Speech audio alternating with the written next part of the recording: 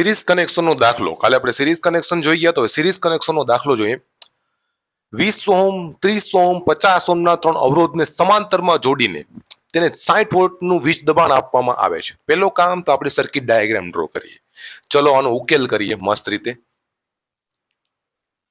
ઉકેલ પહેલું કામ સર્કિટ ડાયાગ્રામ ડ્રો કરો તો હું અહીંયા છે થોડુંક નાનો સર્કિટ ડાયાગ્રામ ડ્રો કરીશ પણ દેખાય તમને બધાને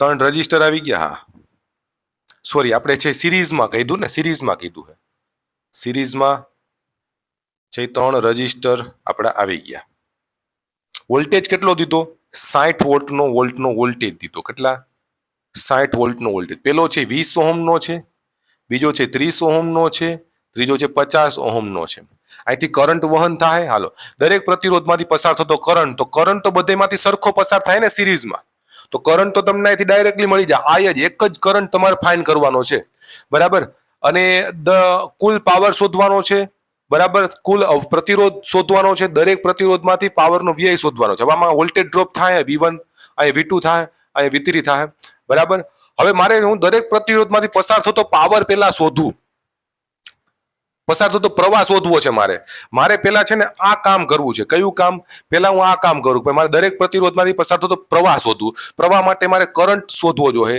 તો મારે આ કરંટ શોધવા માટે શું કરવું પડશે મારી પાસે કેટલા વોલ્ટેજ છે આ ઇક્વેશન તો વોલ્ટેજ IR તો હે ને કરંટને કરતા બનાવો કરંટ V/R થઈ જાય તો R મારે ટોટલ લેવો પડે ટોટલ રેઝિસ્ટન્સ કેટલો થાય તો મારો કામ પહેલા શું છે કે ભાઈ હું ટોટલ રેઝિસ્ટન્સ શોધું શું ફાઇન્ડ કરવાનું છે મારે ટોટલ રેઝિસ્ટન્સ શોધવો પડશે મારે કરંટ શોધવા માટે તો ટોટલ રેઝિસ્ટન્સ મારે શોધવા માટે શું કરીશ તો કે ભાઈ બધેનો સરવાળો કરી નાખી 20 + 30 + 50 કેટલા થાય 20 ને 30 50 ને 50 ઓહમનો રેઝિસ્ટન્સ થઈ ગયો ઓહમનો R ટોટલ થઈ ગયો તો કુલ પ્રતિરોધની વેલ્યુ મળી ગઈ જો અહીંયા ત્રીજો તો ડાયરેક્ટ મળી ગયો આ મળી ગયું કુલ પ્રતિરોધ થઈ ગયો ઓહમ આપણને મળી ગયો હવે મારે કરંટની વેલ્યુ શોધવી હોય તો કરંટની વેલ્યુ કઈ રીતના મળશે કરંટની વેલ્યુ 60 ભાંગ્યા આ મારે શું કરવા પડે 100 ઓહમ કરવા પડશે 100 ઓહમ 10 ગયા તો કરંટની વેલ્યુ કેટલી મળી 0.6 એમ્પિયર મળી કરંટની વેલ્યુ કેટલી મળી ગઈ 1/10 એટલે 0.6 થાય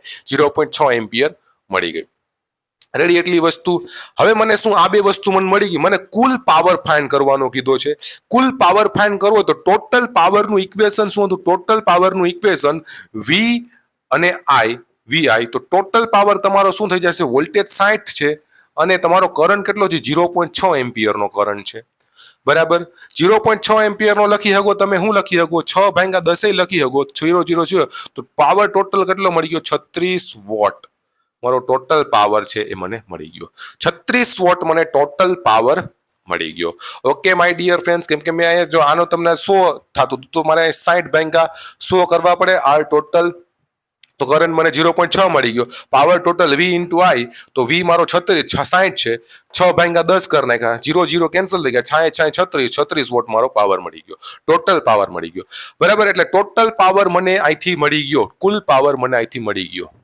હવે એમ કે દરેક પ્રતિરોધમાંથી થતો પાવરનો વ્યય આ ટોટલ પાવર છે હવે રેઝિસ્ટન્સ R1 કેટલો પાવરનો વ્યય કરશે રેઝિસ્ટન્સ R2 કેટલો પાવરનો વ્યય કરશે રેઝિસ્ટન્સ R3 કેટલો પાવરનો વ્યય કરશે એ ફાઇન્ડ કરવાનું છે તો મેં તમને કીધું હતું P1 that is equal to શું આવતું હતું ભાઈ એમાંથી કેટલો કરંટ પસાર થાય છે તો કે I કરંટ જ પસાર થાય છે અને રેઝિસ્ટન્સ કેટલો છે તો કે I1 no square multiply by એનો R1 રેઝિસ્ટન્સ એટલે શું થઈ ગયું P1 તમારો શું થઈ જાય તો કે ભાઈ કરંટ કેટલો પસાર થાય 0.6 એમ્પિયરનો મલ્ટીપ્લાય બાય R1 શું છે 20 એમ્પી 20 ઓહમ બરાબર 0.6 ને તમે 6/10 લખી શકો તો 6 કેન્સલ થઈ ગયા તો P1 કેટલો થઈ ગયો તમારો 12 વોટ P1 કેટલો થઈ ગયો 12 વોટ થઈ ગયો P2 તમારે ફાઇન્ડ કરવું હોય તો શું કરશો P2 માંથી કેટલો કરંટ પસાર થાય છે તો કે I નો સ્ક્વેર ઇન્ટુ શું થઈ જશે R કેટલો છે 30 ઓહમનો R2 કેટલો છે 30 ઓહમનો I1 કેટલો 0.6 ઓકે એક જ મિનિટ ગાઈસ અહીંયા એક વસ્તુ આપણી પ્રોબ્લેમ થઈ ને I1 નો સ્ક્વેર ઇન્ટુ R1 આવે ને તો P1 શું થઈ જશે તમારે 0.6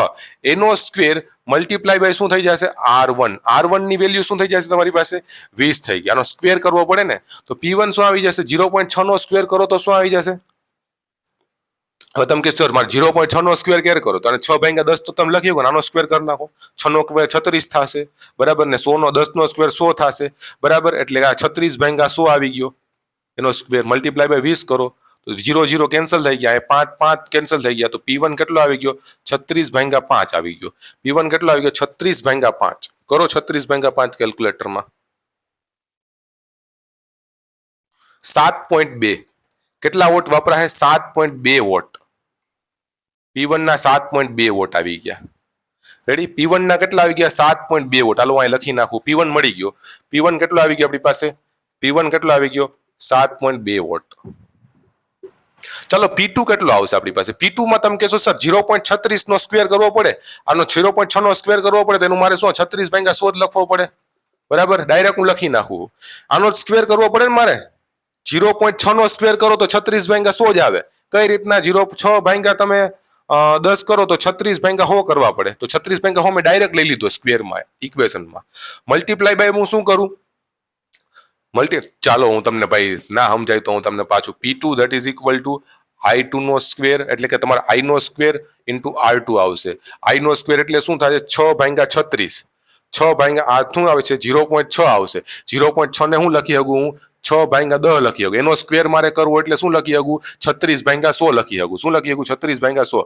હવે ના પૂછતા, ડાયરેક્ટ કર્યું છે. બરોબર? હવે તમારે R2 ની વેલ્યુ શું છે? 30 ઓહમ છે. કેટલી છે? 30 ઓહમ છે. એટલે મારે 10 અહીં કેન્સલ કરી નાખ્યા. 36 મલ્ટીપ્લાય બાય 3, 36 ગુણાકારમાં 3 ભાંગ્યા તમે કેટલા કરો? 10 કરો તો તમારી પાસે 10.8 વોટ પાવર આવી ગયો. P2 કેટલો આવી ગયો તમારી પાસે? P2 10.8 વોટ નો પાવર આવી ગયો. P2 10.8 વોટ નો પાવર મને મળી ગયો. રેડી? એટલી વસ્તુ અહીંયા સુધી કમ્પ્લીટ. ચાલો હવે P3 ગોતો. P3 કઈ રીતના ગોતશો? P3 તમે ગોતશો તો ભાઈ I નો સ્ક્વેર તો કેટલો થાય? 36/100 થાય ભાઈ. રેઝિસ્ટન્સ બદલશે 50, 5 દુ 10 તો 18 આવી ગયો. 18 વોટ આવી ગયો. તો P3 કેટલો આવી ગયો તમારી પાસે? 18 વોટ આવી ગયો. હવે તમારે ટોટલ પાવર આ રીતે ગોતી શકો. V ઇન્ટુ I કરીને ટોટલ પાવર ગોતી શકો. અને ટોટલ પાવર તમે આમે ગોતી શકો. બે સેમ જ આવે. જો P1 plus P2 plus P3 આમે ગોતી શકો તો 7.2 પ્લસ 10.8 પ્લસ 18. રેડી? તો 7.2 પ્લસ 10.8 પ્લસ 18 કેટલા આવી ગયા? 36 જ આવ્યા. જો કેટલા આવી ગયા? 36 આવી ગયા. જો 36 આવી ગયા. બરાબર? તો આ તમારે આ રીતના તમે ફાઇન્ડ કરી શકો. જો 36 આવ્યા. 36. રેડી? ટોટલ કરો તો આ રીતના તમે ફાઇન્ડ કરી શકો. કઈ રીતના ફાઇન્ડ કર્યું? બધી વસ્તુ મેં તમને કીધી છે. આમાં એક વસ્તુ નથી પૂછી. બધી વસ્તુ આપણે મળી ગઈ. એક વસ્તુ નથી પૂછી. દરેકના વોલ્ટેજ ડ્રોપ ફાઇન્ડ કરો તો. દરેકના વોલ્ટેજ ડ્રોપ ફાઇન્ડ કરીને જો તો માય ડિયર ફ્રેન્ડ્સ, કઈ રીતના દરેકના વોલ્ટેજ ડ્રોપ તમે ફાઇન્ડ કરશો? ચલો જલ્દીથી. ચાલો વોલ્ટેજ ડ્રોપ હું તમને કહું કઈ રીતના ફાઇન્ડ થાય. V1 V2 V3 કઈ રીતના મળશે? P1 હું મળતો તો લખી નાખ્યું ને તમે. P1 શું મળતો તો લખો. લખી નાખ્યું હશે તમે બધું. હવે જુઓ, વોલ્ટેજ V1 મારે જોઈએ છીએ. વોલ્ટેજ V1 જોતો હોય મારે, V is equal to current તો સરખો જ રહે ઇન્ટુ R1. તો V1 વોલ્ટેજ શું મળશે? Current 0.6 multiply by R1. R1 કેટલો છે? 20. તો અહીંયા 0.6 ને હું લખી શકું 10, 6/10. તો તો V1 માં કેટલો વોલ્ટેજ ડ્રોપ થાય? 12 વોલ્ટનો વોલ્ટેજ ડ્રોપ થાય. V1 માં 12 વોલ્ટનો વોલ્ટેજ ડ્રોપ થાય. V2 મારે જોતો હોય તો કઈ રીતના લખું? V2 તમે કહેશો સર V2 માં હું લખીશ I ઇન્ટુ R2. તો V2 માં 0.6 મલ્ટીપ્લાય બાય R2 કેટલો છે? 30 ઓહમનો. આને હું 10 લખી શકું 6/10. તો 6 તેરી 18. V2 કેટલો થયો? 18 વોલ્ટ. V2 કેટલો થયો? 18 વોલ્ટ થયો. હવે V3 મારે જોતો હોય તો V3 I into R3. I કેટલો છે? 6/10. R3 કેટલો થાય તમારી પાસે? 50. 10 10 6 35 30. V3 નો વોલ્ટ કેટલો છે? 30 વોલ્ટ. તો આની એક્રોસમાં કેટલા વોલ્ટેજ આવશે? 12 વોલ્ટ. આની એક્રોસમાં 18 વોલ્ટ. આની એક્રોસમાં 30 વોલ્ટ. આ બધાનો સરવાળો કરશો એટલે 60 આવી જાય. જો 12 પ્લસ 18 પ્લસ 30 કરશો ને એટલે 60 આવી જશે. આ ટોટલ વોલ્ટેજ આવી ગયો. Done my dear friends. Power શોધવાની બીજી રીત, પાવર લો શોધવાની બીજી રીત. જો કઈ રીતે? V1 V2 લખી નાખો. પેલા V1 કેટલો તમને મળ્યો? તો 12 વોલ્ટ મળ્યો. V2 કેટલો મળ્યો? તો કે તમને 18 વોલ્ટ મળ્યો. V3 કેટલો મળ્યો? 30 વોલ્ટ મળ્યો. બરોબર છે? એટલું લખી નાખ્યું મેં.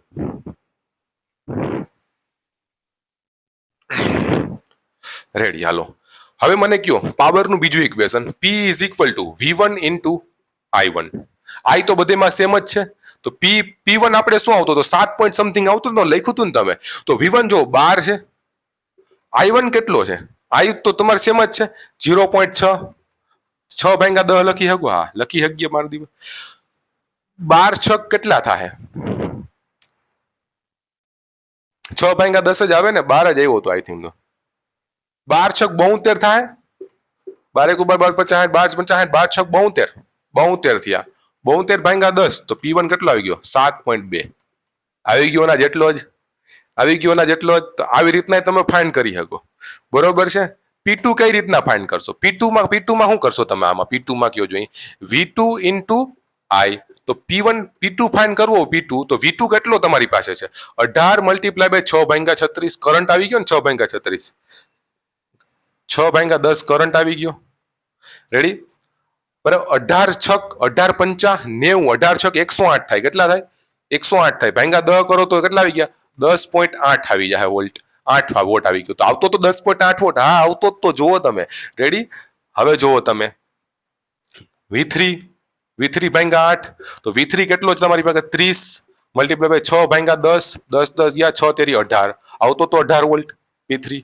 તો આ રીતે ફાઇન્ડ કરી શકો.